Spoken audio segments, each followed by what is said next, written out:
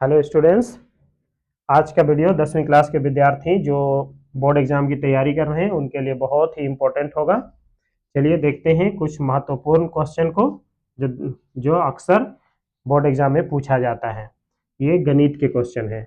द्विघात बहुपद x square minus 7x plus 12 बराबर 0 के शून्यंकों का योगफल है, इनमें से कौन सा है। ठीक है, ये पहला क्वेश्चन है। तो देखिए, जब भी शून्यंकों का योग कहेगा तो शून्यंकों का योग मीन्स अल्फा प्लस बीटा।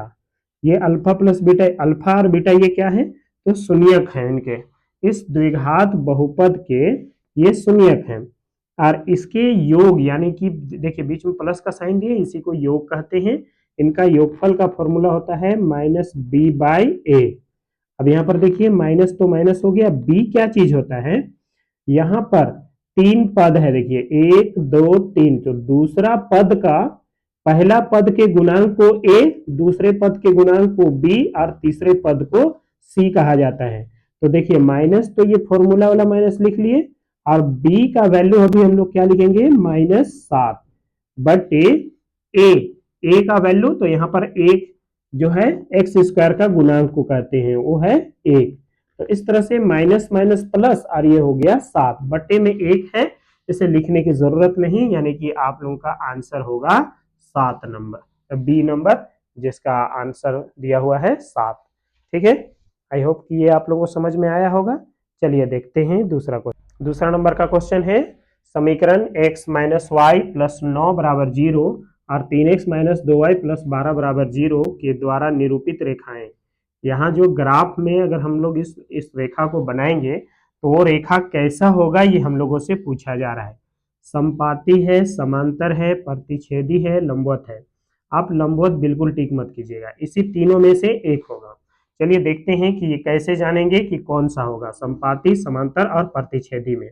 देखिए a1 बाई a2, ठीक है, यानी कि यहाँ पर देखिए इसका फर्स्ट जो x है उसका गुणांक और यहाँ पर जो x है उसका गुणांक है ना, तो इसका बट्टा में लिखो 1/3, 1/3। इसके बाद हम लोग फिर चेक करेंगे b1 बाई b2, ठीक है, यानी कि इसके गुणांक कितना है, y का गुणांक -1 और b2 यहाँ पर y का गुणांक क्या है, -2। तो माइनस माइनस कैंसिल हुआ तो ये आया 1/2। और एक चेक कर लेंगे C1 बाई C2। ओके, तो ये क्या है, देखिए ये 9 है और यहाँ पे 12, तो 9/12 ये कटेगा, 3 तिया 9 और 3 चौके 12। देखिए अब मिला के कि जो A1 by A2, B1 by B2 और C1 बाई C2, ये जो तीनों लिखे, क्या ये आपस में तीनों बराबर है या फिर बराबर नहीं है या कुछ कुछ बराबर है। तो ये बिल्कुल भी बराबर नहीं है, सब डिफरेंट है। 1/3 आया, 1/2 आया, 3/4 आया, सब अलग अलग आया। तो जब सब अलग अलग आए तो आपको टिक करना है प्रतिच्छेदी रेखा।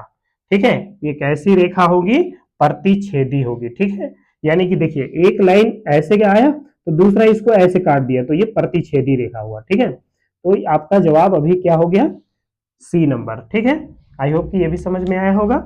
आइए देखते हैं।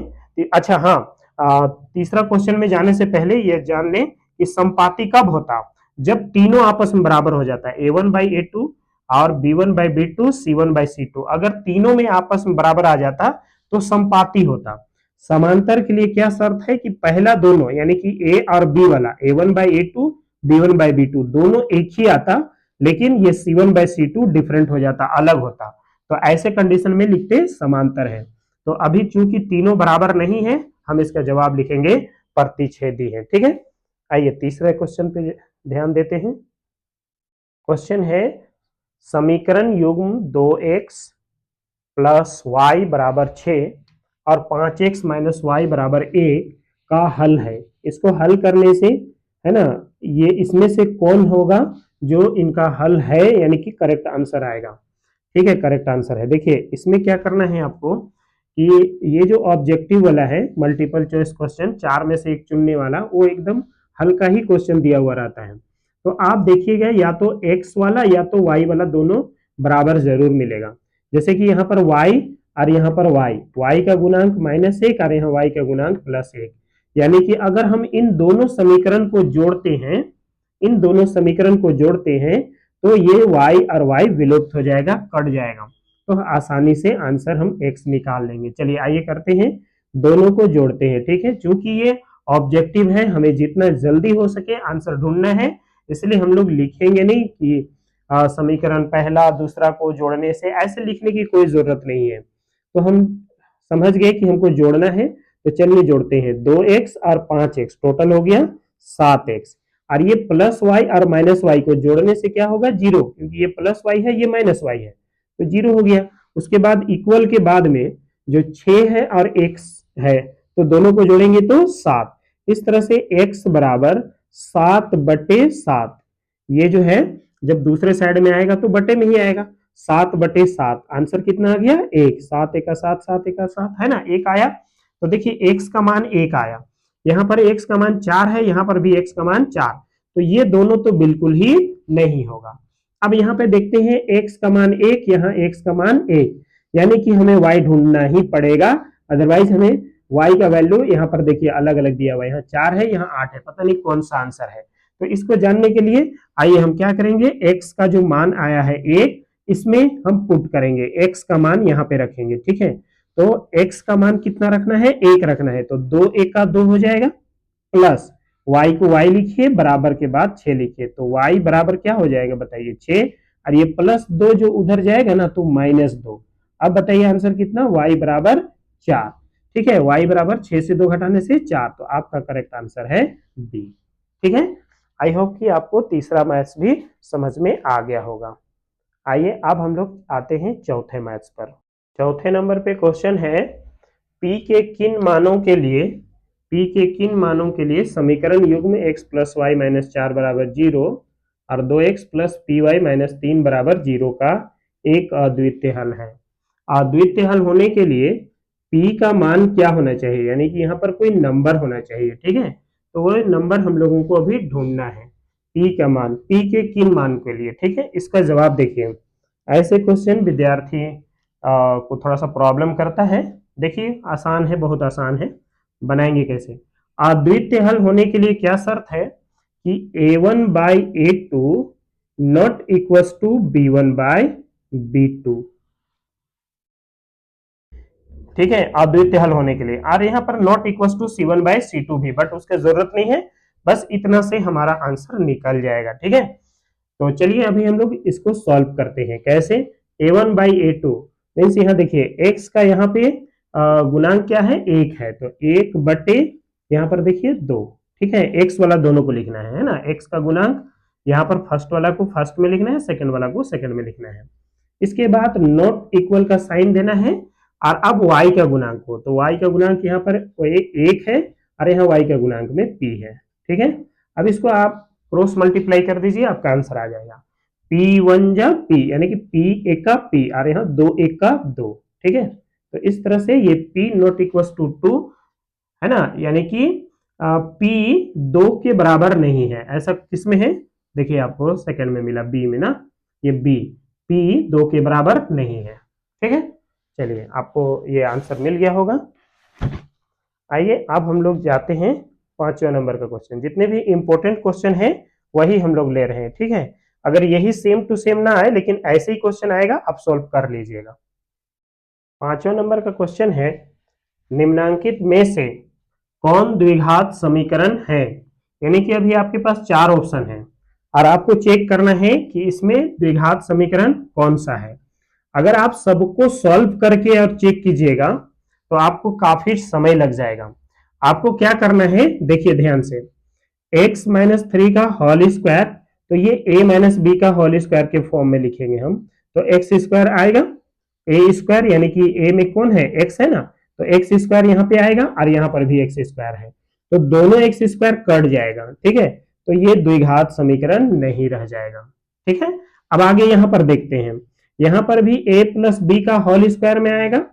ठीक है, और यहाँ पे एक्स स्क्वायर है, यहाँ पर भी एक्स स्क्वायर आएगा, यहाँ पर भी एक्स स्क्वायर आएगा, तो फिर ये भी द्विघात समीकरण नहीं होगा, क्योंकि द्विघात घात में 2 होना चाहिए, और ये घात में 2 वाला तो कट जा रहा है, इसलिए द्विघात समीकरण नहीं होगा। आइए चेक करते हैं तीसरा नंबर, x प्लस 1 का होल स्क्वायर, इसको हम लोग a प्लस बी का होल स्क्वायर के फॉर्म में लिखेंगे तो एक्स स्क्वायर यहाँ लिखा आएगा, ठीक है, एक्स स्क्वायर आएगा। और यहाँ पर उसको काटने के लिए कोई नहीं है, क्योंकि 2 और x को गुना करेंगे तो 2x होगा, ठीक है, तो एक्स स्क्वायर तो नहीं कटेगा, तो एक्स स्क्वायर नहीं कटा, तो यही इसका आंसर हुआ, ठीक है। अब यहाँ पर देखिए ये भी द्विघात समीकरण नहीं है, क्योंकि देखिए एक्स स्क्वायर तो यहाँ है, यहाँ एक्स का क्यूब है, इसको जब हम एक्स प्लस ए प्लस बी का होल क्यूब का फॉर्म में लिखेंगे तो इसका मैक्सिमम पावर 3 हो जाएगा, तो ये त्रिघात बहुपद होगा, द्विघात बहुपद नहीं होगा, इसलिए ये भी द्विघात बहुपद नहीं है। तो आपका करेक्ट आंसर हुआ सी नंबर, ठीक है, सी नंबर आपका करेक्ट आंसर द्विघात समीकरण है। अब आते हैं 6 नंबर का क्वेश्चन। 6ठा नंबर का क्वेश्चन है द्विघात समीकरण x square plus 7x plus 6 बराबर 0 के मूलों की प्रकृति कैसे है ना, क्या है, मूलों की प्रकृति है वास्तविक एवं समान, वास्तविक एवं असमान, समान, वास्तविक नहीं। देखिए समान, ये केवल समान लिखा हुआ है, ये तो बिल्कुल नहीं होगा, ठीक है, वास्तविक एवं समान ऐसे लिखा हुआ हो सकता है, वास्तविक एवं असमान या फिर वास्तविक नहीं। आइए चेक करते हैं। सबसे पहले हम लोगों को डी पता करना होगा कि डी इसका क्या है, ठीक है, डी का फॉर्मूला क्या होता है, बी स्क्वायर माइनस 4ac, ठीक है। मल्टीपल चॉइस क्वेश्चन बनाने का तरीका यही है कि जितना जल्दी हो सके आंसर आ जाए, ऐसा कोई ट्रिक अपनाना है, ठीक है, ताकि दूसरे जो क्वेश्चन है उस पर ज्यादा समय दिया जा सके, इस पर ज्यादा समय नहीं देना है। चलिए देखते हैं, डी बराबर बी स्क्वायर माइनस 4ac, तो यहाँ पर बी क्या है, बी जो दूसरा पद है उसका ही गुणांक को कहा जाता है बी, तो वो है 7 का होल स्क्वायर माइनस 4। फिर ए क्या है, यहाँ पर देखिए ए तो पहला का गुणांक को कहा जाता है ए, यानी कि यहाँ पर गुणांक में कुछ नहीं दिख रहा है तो 1 लिखेंगे। उसके बाद सी जो तीसरा पद है उसी को कहते हैं सी, तो ये हो गया 6। आई होप कि आप लोगों को समझ में आया होगा। यहाँ बी है ना, बी क्या 7 स्क्वायर माइनस फिर 4, ए में आ गया इसका फर्स्ट का गुणांक और सी में आ जाएगा तीसरा का गुणांक, है ना, तो तीसरा ही पद होता है, वहां पर गुणांक नहीं है। आइए देखते हैं, 49 फिर माइनस 4 एका 4 और 4 छक्का 24, तो इस तरह से आप इसको घटाइए, 49 से 24 क्या मिलेगा 25, 25 मिला पॉजिटिव या नेगेटिव, यानी प्लस में या माइनस में, अगर प्लस में मिला तो इसका मतलब ये हुआ कि वास्तविक एवं असमान होगा, ठीक है। अगर नेगेटिव हो जाता ना तो ये वाला होता, यानी कि वास्तविक नहीं, अगर यहाँ पर माइनस में आता तो, ठीक है, और अगर यहाँ पे 0 हो जाता तो वास्तविक एवं समान होता, ठीक है। तो अभी चूंकि पॉजिटिव नंबर है, आपको टिक करना होगा बी नंबर, वास्तविक एवं असमान, ठीक है। आई होप कि ये समझ में आ गया होगा। 6 नंबर कंप्लीट हुआ।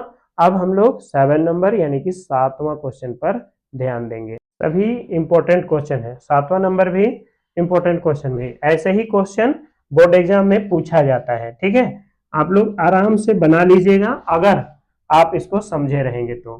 चलिए देखते हैं, यदि द्विघात समीकरण x square minus 4x plus के बराबर 0 का मूल समान हो तो के का मान क्या होगा। देखिए मूल समान होने के लिए शर्त है कि डी बराबर 0 होगा, ठीक है, मूल समान होने के लिए क्या शर्त है कि डी बराबर 0, ठीक है। तो अब डी का फॉर्मूला क्या, बी स्क्वायर माइनस 4ac होता है बराबर 0। अब देखिए बी यहाँ पर कौन है, देखिए बी का वैल्यू देखिए, तो यहाँ पर देखिए बी यानी कि दूसरा पद का गुणांक, यानी कि वो है -4 इसका स्क्वायर, फिर -4 यहाँ वाला -4 ये लिख लिए।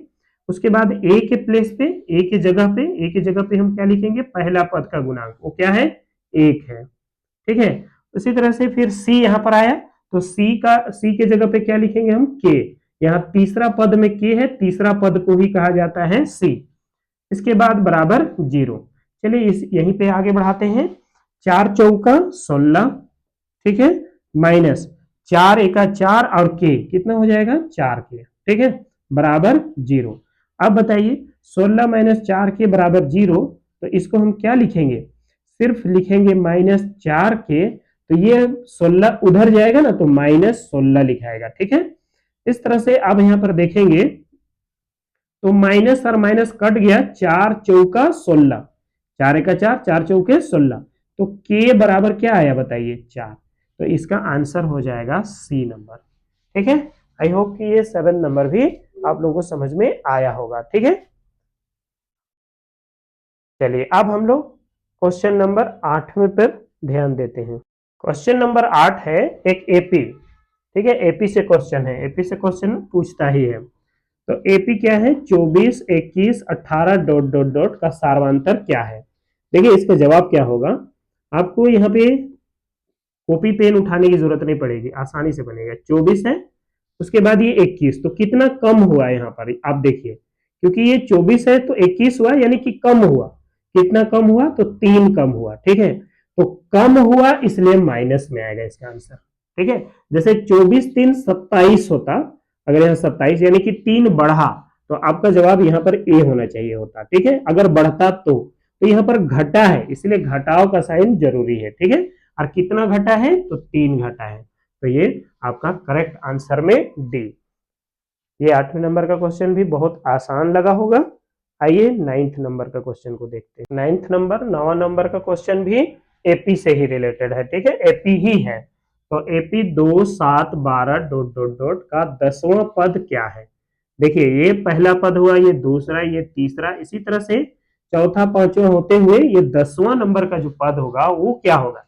जैसे दूसरे नंबर का पद 7 है, तीसरे नंबर का पद 12 है, 10वें नंबर का पद क्या होगा। देखिए 10वां नंबर का पद के लिए फॉर्मूला होगा a प्लस 9d। ठीक है, 10वां पद चाहिए तो a प्लस 9d। अब a यहां पर कौन है, a कहा जाता है फर्स्ट को, तो 2 हो गया, प्लस ये 9 की जगह पे 9, और d यहां पर क्या होगा, तो d देखिए यहां से कि कितना का अंतर है, 2 से 5 ज्यादा है तब 7 आया, और 7 से 5 12, इसका मतलब d हो गया 5। ठीक है, समझ में आ गया होगा। ठीक है, 2 और 7 में कितना का अंतर है, तो 5 का अंतर, और ये बढ़ते हुए जा रहा है इसलिए प्लस का नंबर। ठीक है, अगर ये घटता तो माइनस का यहाँ पर साइन होता। चलिए इसको सॉल्व कीजिए, 2 की जगह पे 2, 9 पचे 45, तो 45 और 2 कितना हो गया, 47। आपका करेक्ट आंसर हो गया बी नंबर। ठीक है, आई होप कि ये भी आपको समझ में आ गया होगा आसानी से। अब आते हैं क्वेश्चन नंबर 10 पे। देखिए क्वेश्चन नंबर 10 है त्रिभुज से संबंधित, है ना। त्रिभुज में क्या है, त्रिभुज से संबंधित है। देखिए समरूप त्रिभुज के संगत कोण, अगर 2 समरूप त्रिभुज है तो उनके संगत कोण क्या होंगे, बराबर, समानुपाती, समांतर, लंबवत। देखिए अगर कोण कहा तो बराबर बताइएगा, और यही संगत भुजा बोल देता, समरूप त्रिभुज के संगत भुजा। ठीक है, तो भुजा बोलता तो आपको टिक करना होता समानुपाती को। ओके, और अगर यह समरूप है तो बराबर भी होगा, समानुपाती भी होगा। ठीक है, ये दोनों ही, इन दोनों में से ही एक को सिलेक्ट करना है, लेकिन ध्यान से सिलेक्ट कीजिएगा, क्योंकि समरूप त्रिभुज बोला है तो कोण बराबर होते हैं लेकिन भुजा समानुपाती। आप यहां पर भी गौर कीजिएगा कि ये कोण है या फिर भुजा है। ठीक है, अगर यहाँ पे संगत भुजा तो समानुपाती हो जाता। आई होप ये 10 क्वेश्चन आप लोगों को अच्छी तरह से समझ में आया होगा।